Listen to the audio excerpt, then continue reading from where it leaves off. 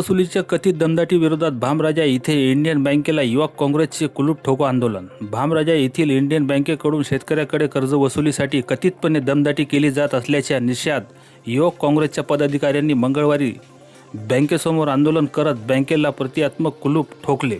यावेळी सरकार व बँक प्रशासनाविरोधात जोरदार घोषणाबाजी करण्यात आली। बँक प्रशासनाने शेतकऱ्यावरील कथित दबाव तत्काळ थांबवावा, कर्ज वसुलीला स्थगिती द्यावी आणि शेतकऱ्यांना दिलासा देण्यासाठी प्रशासनाने तातडीने ठोस निर्णय घ्यावा अशी मागणी केली। मागण्या मान्य न झाल्यास आंदोलन आणखी तीव्र करण्याचा इशाराही देण्यात आला। या आंदोलनात युवा काँग्रेसचे कुणाल जतकर, सय्यद जुनेद वाई उपसरपंच, वैभव काळे उपसरपंच, विक्की शिवणकर, गोपाळ राठोड, शेख अकील, लक्ष्मण भिवनकर, बाळू राठोड, विठ्ठल मेश्राम, दिलीप जाधव, अंकुश भराडे, प्रतीक आडे, विकास राठोड यांच्यासह अनेक कार्यकर्ते सहभागी झाले। भामराजातील इंडियन बँकेला कुलूप ठोकलेला आहे।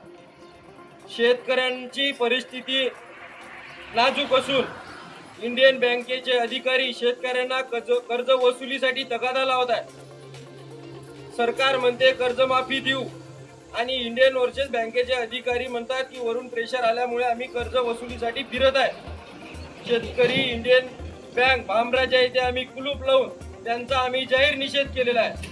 जोपर्यंत त्यांचे वरिष्ठ अधिकारी आम्हाला आदेश देत नाही, आम्हाला सांगत नाही की कर्ज वसुली आम्ही थांबवू, तोपर्यंत आम्ही हे बँकेला कुलूप लावून युवक काँग्रेस जिंदाबाद। कर्ज वसुलीसाठी फिरणाऱ्या तगादा लावणाऱ्या बँकेचा निषेध असो, शेतकऱ्यांना कर्ज वसुली लावणाऱ्या इंडियन बँकेचा निषेध असो।